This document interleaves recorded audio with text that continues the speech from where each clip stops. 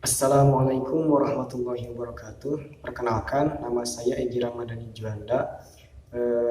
Video ini diajukan untuk memenuhi tugas mata kuliah Sistem Pendidikan Indonesia, yang mana pada kesempatan kali ini sedang mengadakan UTS. Adapun pertanyaan pertama mengenai UTS Sistem Pendidikan Indonesia ini yaitu jelaskan apa yang dimaksud dengan sistem, apa yang dimaksud dengan pendidikan, dan juga apa yang dimaksud dengan sistem pendidikan. Baik, saya akan menjawabnya. Sistem yaitu suatu kesatuan dari berbagai komponen maupun elemen di dalamnya, yang mana komponen maupun elemen tersebut saling berkaitan antara satu sama lainnya untuk keperluan untuk mencapai tujuan bersama.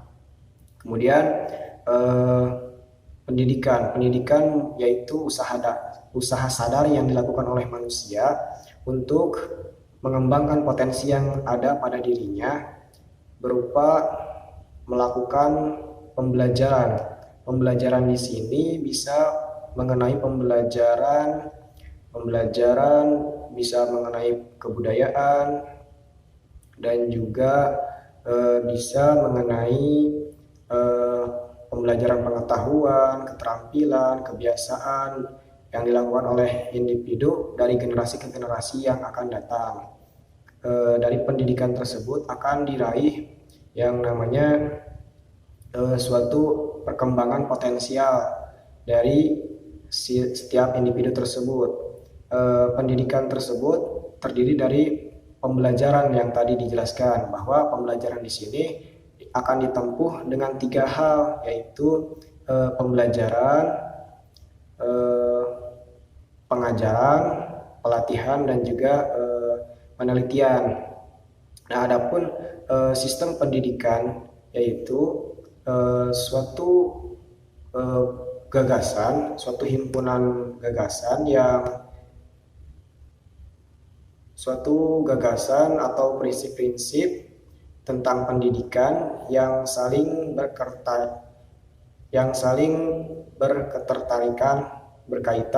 berkaitan satu sama lainnya, yang mana sistem tersebut sama halnya pada yang tadi, yaitu untuk mencapai tujuan bersama, yaitu tujuan untuk mencerdaskan kehidupan bangsa dari sistem pendidikan itu. Nah, sistem pendidikan itu bila dianalogikan, kan tadi sistem itu terdiri dari beberapa komponen. Nah, bila di dalam sistem pendidikan itu mungkin yang terdapat di dalamnya yaitu berupa peraturan pendidikan, dan juga membahas mengenai aturan pendidikan, siapa yang diatur, siapa yang membuat peraturan tersebut, seperti halnya di dalamnya sepertinya kurikulum. Nah, adapun juga di situ juga di dalam sistem terdiri dari guru sebagai pengajar dan juga siswa sebagai terdidiknya, sebagai peserta didik dari sistem pendidikan tersebut. Terdapat juga kurikulum, terdapat juga sarana dan prasarana, teknologi, dan lain sebagainya. Baik, saya akan menjawab pertanyaan nomor 2, yaitu tentang jelaskan mengenai pendapat Anda tentang Merdeka Belajar dan juga Kampus Merdeka yang diusung oleh Mendiknas Pak Nadiem Makarim. Baik, yang pertama tentang Merdeka Belajar. Menurut saya, Merdeka Belajar itu suatu upaya untuk mengevaluasi kinerja pembelajaran yang saat ini. Jadi, misalkan contoh yang saya ketahui tentang Merdeka Belajar itu salah satunya tentang perubahan dari pembelajaran yang senantiasa di kelas. Kemudian gara-gara adanya Merdeka Belajar ini, kemudian diberikan kelonggaran, diberikan fleksibilitas untuk mengadakan pembelajaran di luar kelas, seperti itu. Jadi tidak terpatok untuk senantiasa berada di kelas gitu. Nah, contohnya seperti yang sekarang ini. Jadi pembelajaran itu bisa melalui tatap muka secara langsung ataupun juga melalui daring. melalui aplikasi seperti itu. Jadi dengan adanya Merdeka Belajar ini, menurut saya sangatlah memudahkan dalam hal pembelajaran, terutama di dalam era pandemi COVID-19 sekarang ini gitu. Jadi tidak mewajibkan untuk belajar di kelas gitu. Jadi pembelajaran dapat dilakukan melalui berbagai media gitu. Media Zoom maupun Meet maupun Google Form dan lain sebagainya gitu. Jadi dengan adanya Merdeka Belajar ini membuat kemudahan pembelajaran yang dapat dilaksanakan gitu. Jadi tidak harus melulu pendidikan itu dilakukan di dalam ruangan kelas gitu, tapi bisa juga di luar kelas dan juga bisa melalui tatap muka maupun juga tidak tatap muka, yaitu melalui daring. Jadi Merdeka Belajar ini menurut saya merupakan suatu sistem evaluasi dari pembelajaran yang dahulu gitu. Jadi ini merupakan sistem yang bagus menurut saya. Dengan adanya Merdeka Belajar ini sangatlah memudahkan dalam hal pentransferan ilmu dari pendidik ke dalam peserta didik seperti itu. Dengan menggunakan banyak metode dan juga banyak media tentunya. Kemudian mengenai gagasan yang kedua yaitu Kampus Merdeka. Yang saya ketahui tentang Kampus Merdeka itu yaitu tadi di mana kampus menyediakan kebijakan-kebijakannya itu seperti hal fleksibilitas. Jadi kampus diberikan hak otonom oleh pemerintah terutamanya adalah Mendiknas untuk mengadakan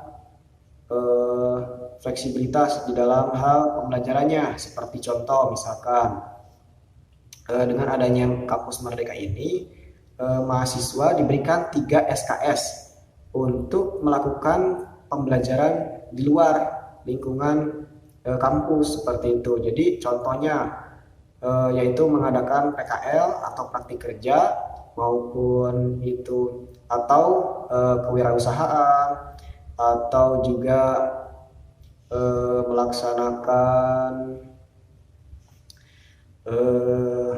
mengajar, pengabdian, magang maupun juga pertukaran mahasiswa dan juga melaksanakan penelitian. Nah, kebijakan-kebijakan tersebut tentunya juga dalam koridor bimbingan dosen tentunya. Seperti halnya tadi magang ini adanya bimbingan dari dosen dan juga pengetahuan dari surat pengetahuan dari kampus seperti itu. Jadi Kampus Merdeka ini sangatlah memudahkan bagi mahasiswa untuk mengembangkan minat dan bakatnya itu tadi. Jadi supaya tercipta mahasiswa yang unggul dan juga siap untuk bekerja, tentunya juga siap untuk menjalani kehidupan di masyarakat dengan berbagai keilmuannya. Kemudian dalam Kampus Merdeka ini juga salah satu kebijakannya yaitu mahasiswa dapat mengambil SKS di berbeda prodi. Misalkan contoh, saya dari prodi sosiologi bisa mengambil satu SKS di prodi hukum atau yang lainnya seperti itu. Jadi Kampus Merdeka itu memberikan fleksibilitas bagi mahasiswanya untuk mengembangkan kreativitas, mengembangkan inovasinya, dan mengembangkan pengetahuannya. Jadi semua itu dilakukan untuk membuat dan membekali mahasiswanya untuk siap di dalam dunia bekerja maupun dunia kemasyarakatan. Dan juga menurut saya dengan adanya Kampus Merdeka ini sangatlah cocok ya, karena mahasiswa kemudian tidak terkekang oleh suatu aturan yang terlalu mengekang gitu. Dengan adanya Merdeka Belajar dan juga Kampus Merdeka ini kemudian membuat peserta didik semakin fleksibel untuk mengembangkan minat dan bakatnya seperti itu. Adapun kebijakan lain dari Kampus Merdeka ini seperti adanya reakreditasi secara otomatis, kemudian adanya yaitu kebijakan untuk suatu kampus membuat jurusan baru atau prodi baru yang memang dibutuhkan pada saat itu. Baik, di pertanyaan ketiga ini mengenai tentang tujuan pendidikan Islam yang berada di dalam Quran Surat Az-Zariyat ayat 56. Surat ke-51 ayat 56. Saya akan membacakan suratnya terlebih dahulu. A'udzu billahi minasyaitonir rajim. Wa ma khalaqtul jinna wal insa illa liya'budun. Shadaqallahu adzim. Yang artinya, dan tidak aku ciptakan jin dan manusia melainkan untuk beribadah kepada Allah Subhanahu wa taala. Nah, adapun maknanya yang mempunyai keterkaitan dengan pendidikan Islam, tujuan pendidikan Islam yaitu bahwa tadi tujuan pendidikan Islam yang terdapat di dalam surat Az-Zariyat ini ingin berupaya menanamkan nilai-nilai Islam, yaitu kewajiban manusia untuk beribadah kepada Allah Subhanahu wa taala.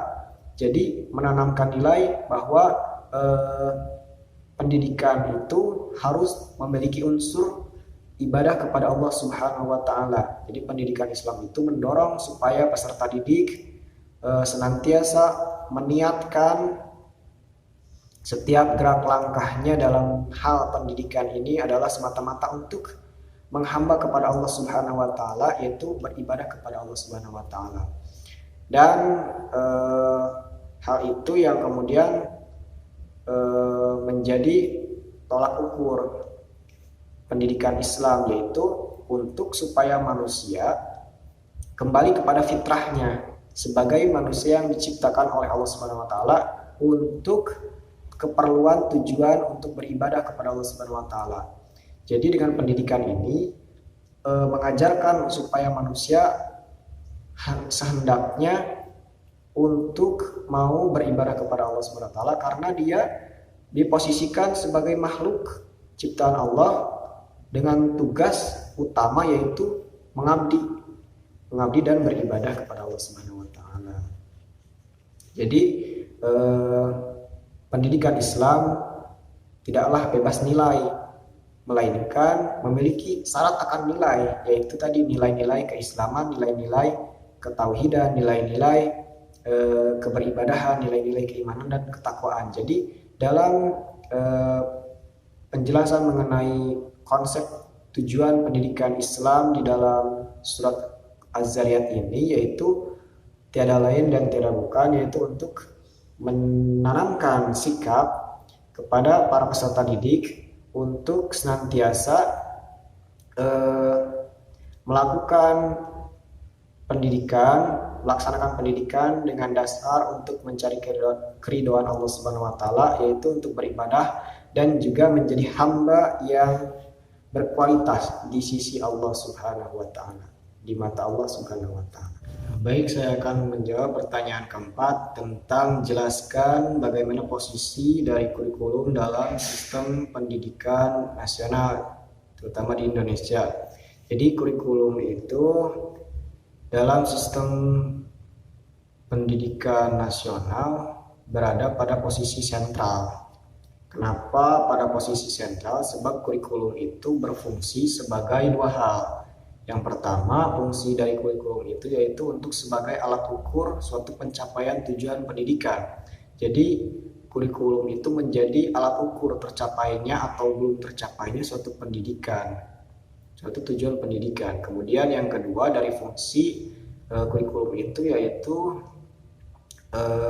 sebagai pedoman bagi terselenggaranya proses pembelajaran, yaitu belajar mengajar yang dilaksanakan oleh guru atau dosen atau pengajar dan juga peserta didik, yaitu para murid maupun mahasiswa.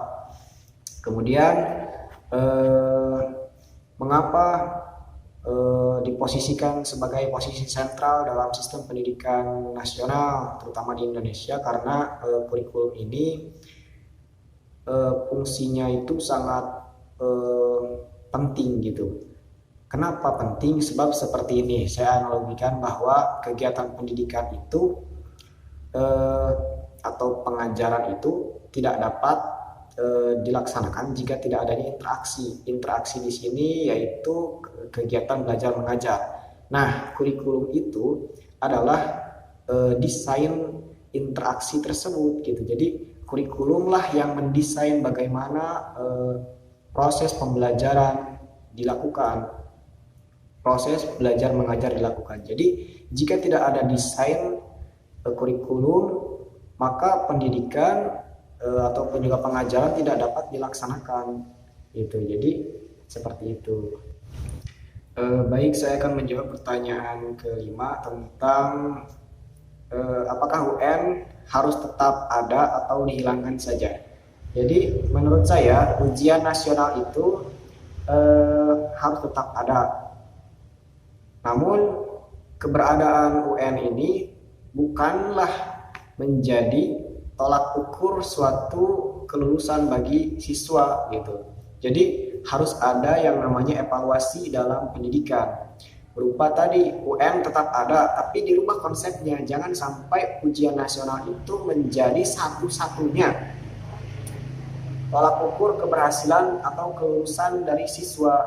Nah, jadi buat apa 3 tahun sekolah tapi ditentukan oleh satu ujian yang menentukan gagal atau lulusnya, gagal atau suksesnya seseorang siswa gitu.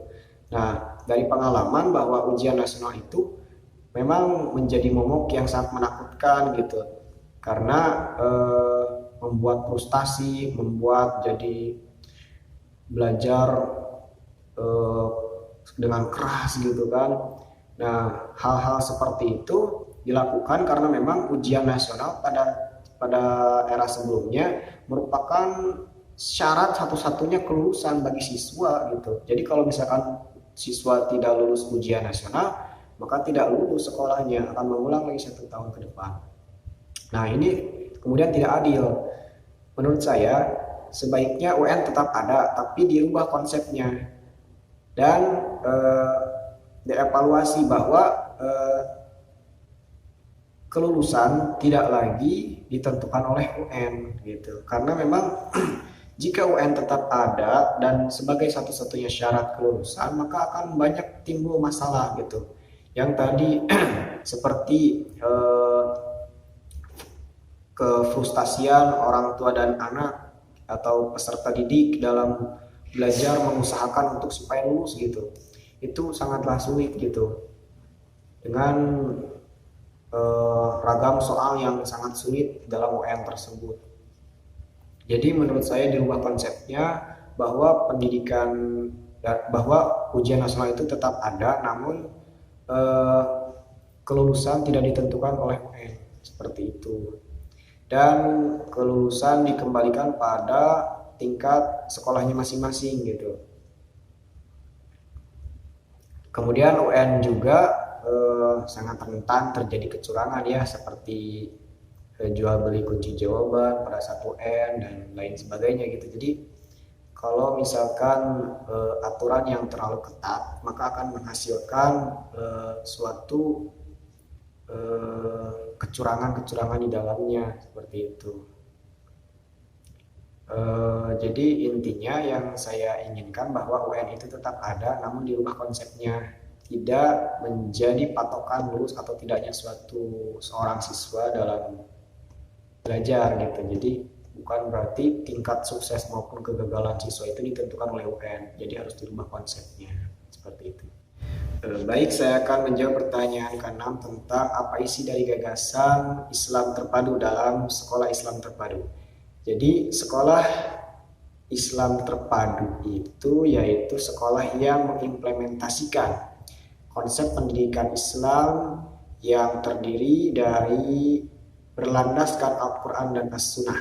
Jadi simpelnya atau mudahnya, sekolah dengan Islam terpadu ini yaitu sekolah yang memadupadankan antara pendidikan umum dengan pendidikan berbasis keislaman dengan berpedoman pada Al-Quran dan As-Sunnah. Di mana Al-Quran dan As-Sunnah ini menjadi bagian di dalam kurikulum,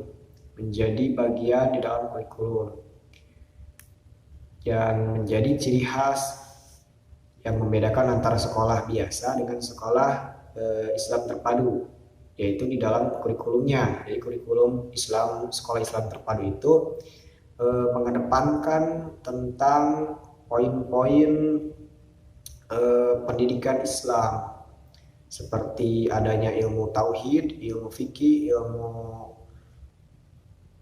ilmu fikih dan lain sebagainya. Jadi ilmu-ilmu keislaman yang termuat di dalam kurikulum Islam, sekolah Islam terpadu. Nah, adapun dalam sekolah Islam terpadu ini merupakan suatu bentuk perlawanan terhadap gagasan mengenai pemisahan antara agama dengan pendidikan, antara agama dengan sains. Jadi Islam terpadu merupakan suatu bentuk perlawanan terhadap kaum yang membeda-bedakan, yang memisahkan peran agama dan peran pendidikan. Nah, Islam terpadu lahir dan juga hadir untuk kemudian menjembatani suatu problem di masyarakat tersebut, yang mana Islam menghadirkan suatu sekolah dengan Islam terpadu ini memadupadankan antara pengajaran Islam dengan pengajaran pendidikan pada umumnya gitu. Jadi tidak ada yang namanya pembedaan ataupun juga pemisahan ataupun juga dikotomi ya, ataupun juga sekularitas dalam hal pendidikan. Jadi sangat dikedepankan hal-hal keislaman di dalam sekolah Islam terpadu ini. Jadi memadupadankan antara pelajaran Islam dan juga pelajaran umum lainnya, yang pada kesimpulannya adalah untuk mengarahkan peserta didik supaya memiliki keimanan dan ketakwaan kepada Allah Subhanahu wa Ta'ala dalam rangka untuk menyebarkan pendidikan Islam, membudayakan pendidikan Islam. Jadi peran daripada sekolah Islam terpadu ini untuk membudayakan, menyebarkan pendidikan Islam kepada generasi-generasi selanjutnya. Dalam sekolah Islam terpadu ini memadupadankan 3 bentuk pendidikan, yaitu pendidikan akliyah, jasadiyah, dan juga ruhiyah. Yaitu akliyah mengembangkan potensi akal, kompetensi akalnya. Jadi pendidikan di sekolah Islam terpadu ini juga mengembangkan akal dan intelektualnya. Kemudian jasadiyah yaitu mengembangkan kesehatan, kebugaran, dan juga keterampilan yang dimiliki setiap peserta didiknya. Kemudian ada juga ruhiyah, yaitu menanamkan sikap-sikap keimanan dan juga ketakwaan kepada Allah Subhanahu wa Ta'ala dalam proses pembelajaran pendidikan di sekolah. Baik, saya akan menjawab pertanyaan nomor 7, yaitu tentang perbedaan antara kurikulum dan juga pembelajaran. Jadi kurikulum itu adalah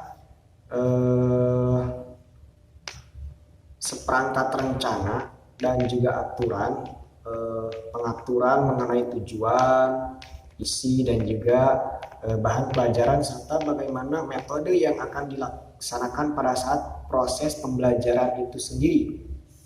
Nah, jadi kurikulum merupakan pedoman dalam suatu pembelajaran yang akan dilaksanakan oleh guru dan juga muridnya di dalam kelas.